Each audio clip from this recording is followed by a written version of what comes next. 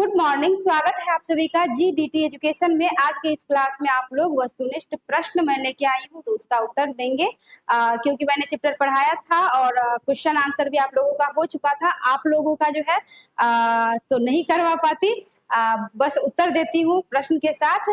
ये कहूंगी कि मैं जब पिछला चैप्टर पढ़ाती हूँ यानी सारांश पढ़ाती हूँ, तो वो आप लोग जो है देख लिया कीजिए। वो देख लेंगे तो आप लोग भी जवाब दे पाएंगे। तो चलिए, आज का आपका अध्याय 11 जो कि क्या था, कबीर के पद, तो उसी से रिलेटेड कुछ क्वेश्चंस हैं। तो आइए देखिए किस प्रकार का क्वेश्चन बना है, और क्वेश्चन का जो है बढ़िया से आप लोग शुद्ध शुद्ध जो है जवाब दीजिएगा। प्रश्न का उत्तर जो है सही सही शुद्ध शुद्ध देना है। चलिए, पहला प्रश्न है आपका, कहता है कबीर के पद शीर्षक पाठ के रचनाकार कौन है? जी, स्वयं जो है कबीर दास जी इसके रचनाकार हैं। कबीर दास जी कौन है, जानते हैं ना जी? कौन थे? निर्गुण भक्ति धारा के जी बहुत महान कवि थे। और कबीर दास जी के कई ऐसे दोहे हैं जो हम लोग गीत के माध्यम से सुनते हैं ना, और एक एक दोहा ज्ञानवर्धक, एक एक दोहा जो है कुछ न कुछ हमें सिखाता है। जैसे सबसे बड़ा प्रसिद्ध है आपको सबसे ज्यादा क्या, कबीर दास के उल्टे बानी पहले खाने तब स्नानी, है ना? कि पहले खा लो उसके बाद स्नान करो। क्या कि मतलब कबीर दास जी के हिसाब से कि अगर हृदय पवित्र है तो सब कुछ पवित्र है। पवित्र हृदय से पूजा पाठ होता है, दिखावा से नहीं। तो ये कबीर दास जी बहुत अच्छे और बहुत बड़े जो है रचनाकार थे, कवि थे। चलिए अगला प्रश्न है, नेक्स्ट है, कबीर दास किस काल के कवि थे, बताइए? जी, भक्ति काल के कवि थे। नेक्स्ट, कबीर दास किस भक्ति धारा के कवि थे? बिल्कुल, निर्गुण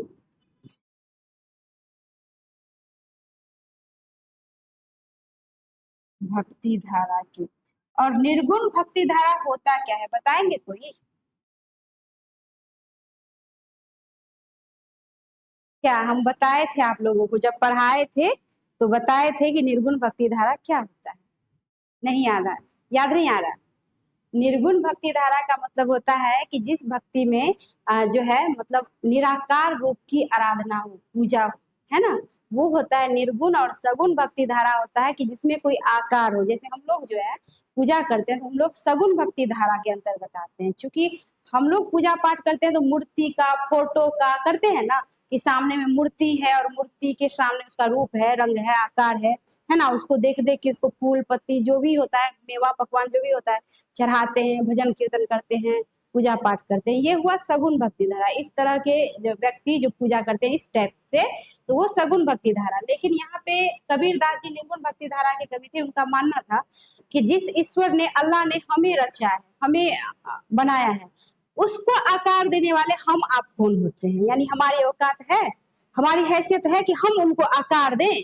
तो तात्पर्य ये कि इनका मानना था कि चलो भाई, अपने श्रद्धा से लोग आकार देते हैं एक कल्पना करके कि भगवान ऐसे होंगे ऐसे होंगे। किसी ने देखा तो नहीं है, बस कल्पना किया है कि ऐसे शंकर जी होंगे, विष्णु जी होंगे, देवी माँ होगी, काली माँ होगी, सरस्वती माँ होगी। तो अपना अपना एक इमेजिनेशन है ना, वही समझो आपकी एक कल्पना के तौर पे जो है लोग अपना निर्माण कर करके पूजते हैं। वो भी भक्ति में ही पूजते हैं, दिखावा नहीं है। दिखावा वो होता है कि आप धन जो है एकदम अलील खर्च करते हैं, बहुत ज्यादा धन है, व्यर्थ में डीजे फीजे सजावट ये वो दिस दैट। तो कबीर दास जी इस पे जो है सो करारा प्रहार किया था कि अगर आपको बहुत ज्यादा धन दौलत है तो आप गरीबों में दान कर दीजिए, जितनी आवश्यकता है उतनी ही कीजिए, इतना जो अनशन जो होता है खर्च। तो इस पे उन्होंने जो है करारा जवाब दिया था, प्रहार किया था कि ये बाह्य आडंबर फालतू चीजें है, भक्ति सच्चे हृदय से होती है। तो यहाँ पे निर्गुण भक्ति का मतलब ही हो गया बच्चों कि मतलब निर्गुण भक्ति मतलब निराकार, यानी निराकार मतलब कोई आकार नहीं, यानी सच्चे हृदय से जिसकी पूजा हो। सच्चे हृदय से कैसे? तो भक्ति भजन के द्वारा, गा के। इसलिए गा के जो है इन्होंने महत्व दिया है गा के, कि जैसे मान लीजिए पूजा पाठ हम लोग करते रहते हैं, मान लो पंडित जी पूजा करवा रहे हैं तो जरूर ध्यान इधर उधर भटकता है ना। और जब आरती होने लगती है तो कैसा भी ध्यान अगर भटकता रहेगा तो जरूर ऐसे हाथ जोड़ के आंख बंद करके लोग उसमें लग जाता है, लगता है कि नहीं? तो कहीं ना कहीं भजन से जो है ध्यान एक जगह केंद्रित होता है। सच में जो है भजन से जो है भगवान में ध्यान रम जाता है। तो इसलिए इसको कहेंगे निर्गुण भक्ति धारा, जो निराकार स्वरूप, निराकार की जो पूजा की जाए, है ना, कोई आकार हो ही ना, और हम लोग जिस स्वरूप की पूजा करते हैं, मूर्ति की या फोटो की, वो हुआ सगुण भक्ति धारा। समझ गए यहाँ तक? अब अगला है आपका, अगला प्रश्न है कि कबीर दास ने अपनी रचना के माध्यम से किस पर करारा प्रहार किया है, बताइए। बिल्कुल, इसका उत्तर देखो, जस्ट अभी डिस्कस हुआ है, और जो चीज डिस्कस होता है वही चीज आगे में रहता है, हम देखते भी नहीं है कि क्या है। बाह्य आडंबर, ठीक है, बाह्य आडंबर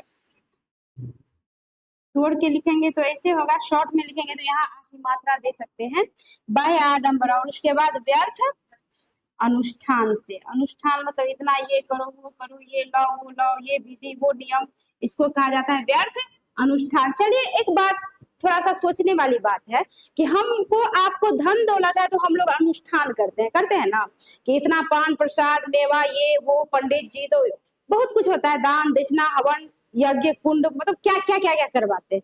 अब मान लो जो गरीब है, जिसको एक दिन के लिए भी खाना बहुत सोच समझ के कैसे कैसे करके उपलब्ध होता है, वो लोग क्या पूजा नहीं करते होंगे? क्या उनकी आस्था नहीं होती होगी ईश्वर में? तो वो लोग कैसे करते होंगे? हृदय से, भजन के द्वारा। जिसको चढ़ाने के लिए पान प्रसाद भी नहीं है, तो क्या वो भगवान को पूजते नहीं होंगे?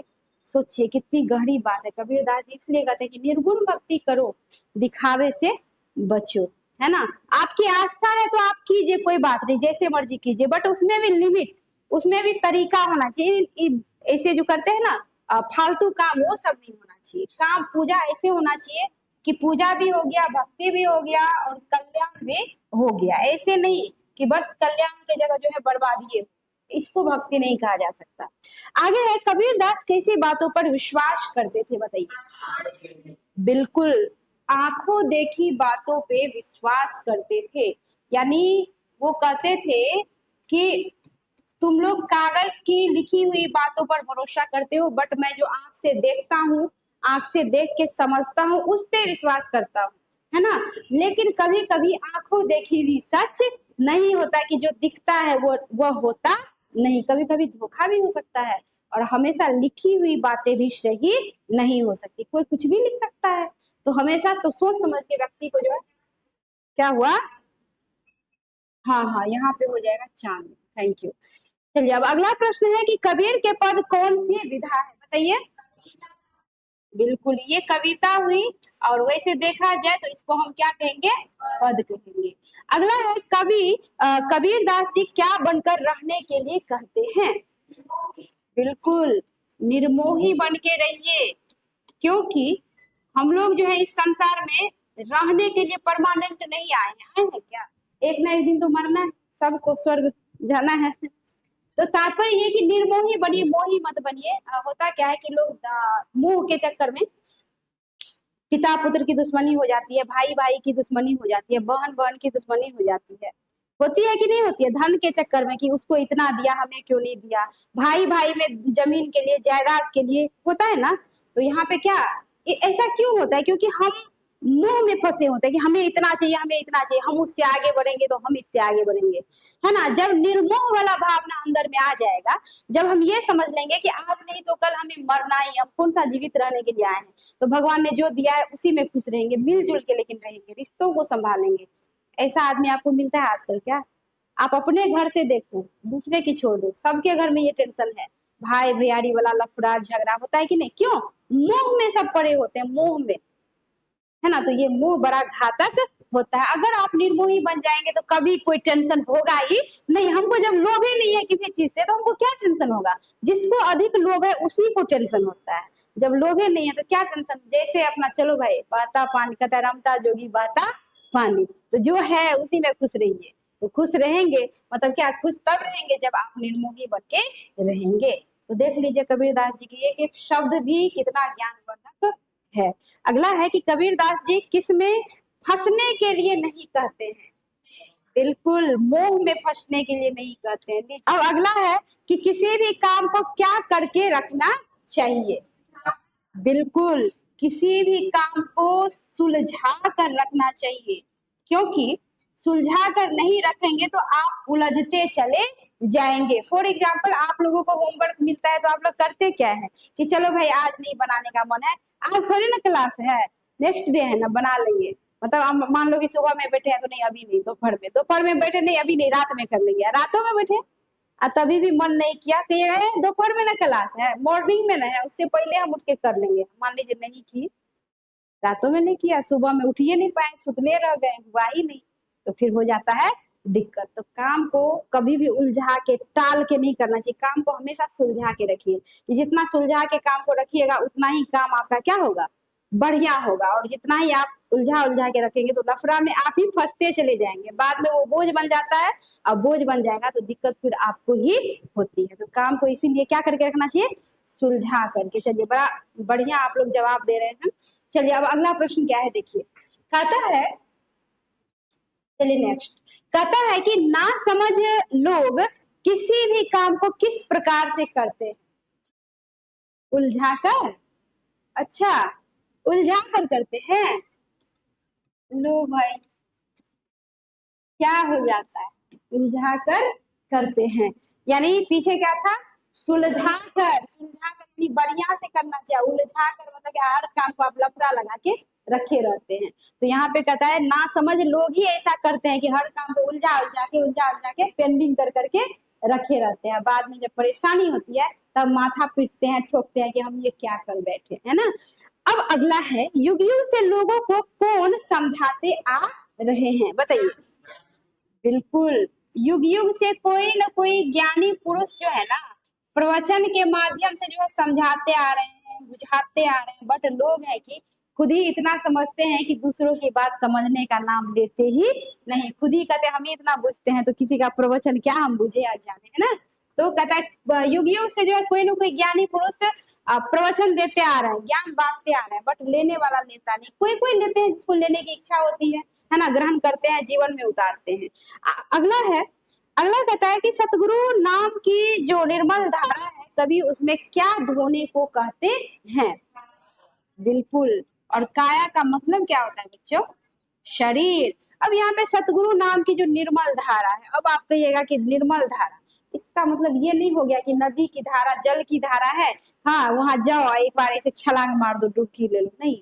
इसका मतलब ये हुआ सतगुरु नाम की निर्मल धारा से तात्पर्य जो कि आपके पद में दिया हुआ है कि आप सारा दिन काम धंधा करते हैं, अपने रोजगार में लगे होते हैं, पढ़ाई लिखाई, हम लोग अपने काम में लगे हैं, तो प्रतिदिन के दिनचर्या से थोड़ा सा समय आप भक्ति के लिए भी क्या करिए, निकालिए। क्योंकि भक्ति से ही माइंड, दिमाग एकदम शांत होता है। विश्वास ना हो तो थोड़ा सा 5 मिनट या 2 मिनट या 1 मिनट या जितना ही आपको टाइम मिले, भगवान के आगे हाथ पैर धो के या फिर नहाने के बाद थोड़ा सा हाथ जोड़ के आंख बंद करके ध्यान पूर्वक भगवान का सुमिरन कीजिए। आप जिसको मानते हैं, सरस्वती माँ को मानते हैं, महादेव को मानते हैं, जिसको मानते हैं, देखिए आपका माइंड अगर विचलित रहेगा ना, मन इधर परेशान रहेगा ना, एकदम शांत हो जाता है। क्यों होता है, क्योंकि कहीं ना कहीं ध्यान कोई पॉजिटिविटी, कोई सकारात्मकता, कोई ऐसी शक्ति है जो हमें नियंत्रण करती है कि बेचैन मन को, परेशान मन को वो क्या कर देती है, शांत कर देती है। तो यहाँ पे वही कहता है कि सतगुरु नाम की जो निर्मल धारा है, कि कहीं पे प्रवचन होता है या फिर अच्छा भक्ति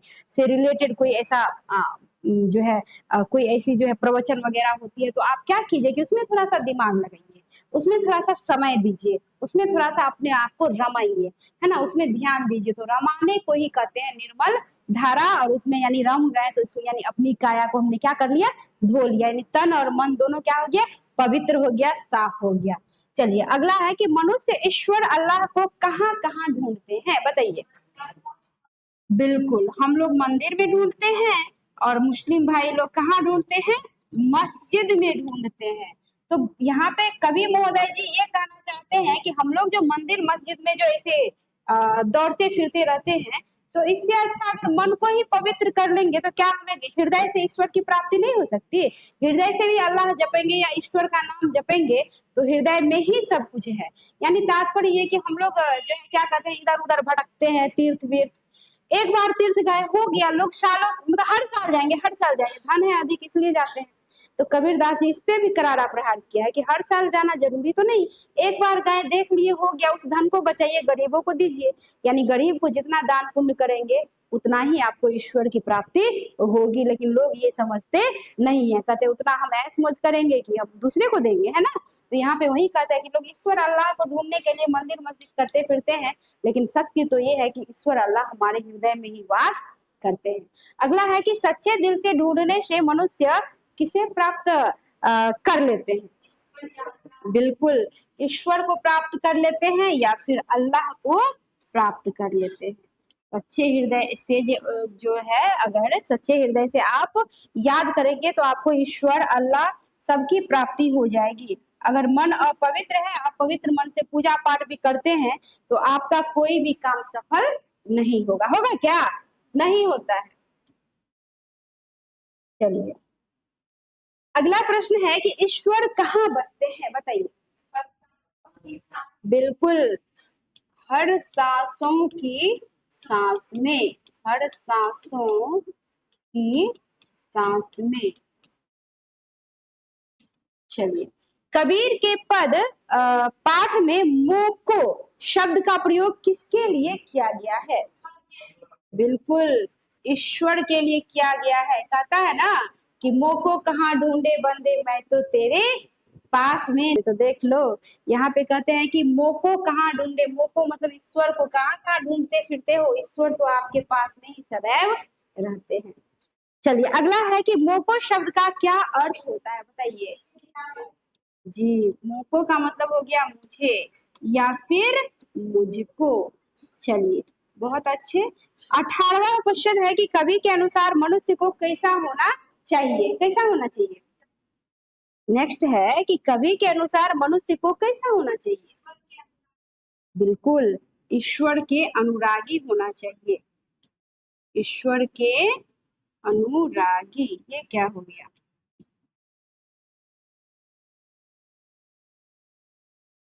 यहाँ होगा ईश्वर के अनुरागी। ठीक है। अब 19वां, निर्मोही शब्द का क्या अर्थ होता है? बताइए। अनुराग नहीं रखने वाला। बिल्कुल, अनुराग नहीं रखने वाला, यानी मोह माया में विश्वास नहीं करने वाला, इसको कहते हैं निर्मोही, यानी जिसको किसी चीज का मोह नहीं हो। चलिए, अब आपका 20वां है ना, अंतिम क्वेश्चन है आपका कि कवि के अनुसार सच्ची भक्ति क्या है? बिल्कुल, मानव सेवा। अगर आप मानव सेवा करते हैं तो ये सच्ची भक्ति मानी जाती है। कवि बार बार क्यों ऐसा बोलते थे कि निर्मोही बनो, निर्गुण भक्ति धारा को अपनाओ, यानी जो ही आप निर्मोही बनेंगे तो आपकी रुचि बढ़ेगी गरीबों में, लाचारों में, बेसहारों में, निसहायों में, है ना। कि रुचि बढ़ेगी कि चलो भाई, ये जो धन दौलत है फालतू का चीज है ना, व्यर्थ का चीज है, इसके लोभ में हम लोग पता नहीं रिश्ता नाता सबको दांव पे लगा देते हैं, लगाते हैं ना। तो अगर लोग निर्मोही बन जाएंगे तो मोह रहेगा ही नहीं किसी चीज से, लोभ रहेगा ही नहीं, तो वो धन का जो है इधर उधर व्यर्थ में खर्च नहीं करेंगे। वो क्या करेंगे? मानव की सेवा करेंगे, और मानव की सेवा ही सार्थकता होती है, सच्ची सार्थकता है। तो इसलिए अंत में कवि महोदय जी, सारा कविता का एक ही निचोड़ है कि सच्चे मन से, सच्चे हृदय से भक्ति करो, और हो सके तो फालतू बाई आडंबर को छोड़ के मानव सेवा करो। पूरा कविता का यही अर्थ है। तो आपका अंतिम क्वेश्चन बड़ा जबरदस्त है कि कवि के अनुसार सच्ची भक्ति क्या है? तो मानव सेवा। तो यहीं तक आपका प्रश्न उत्तर था, खत्म हो गया। और मुझे विश्वास है आप लोग को मिल ही जाएगा। और जो नए बच्चे पहली बार मेरे इस वीडियो को देख रहे होंगे तो मैं उनसे यही कहूंगी कि मेरा जो यूट्यूब चैनल जीडीपी एजुकेशन है, इसको सब्सक्राइब कर ले, ताकि जितना सारा वीडियो अपलोड होगा उसका नोटिफिकेशन आपको सबसे पहले प्राप्त होता रहेगा। मिलती हूँ अगले क्लास में अगला चैप्टर लेकर। धन्यवाद।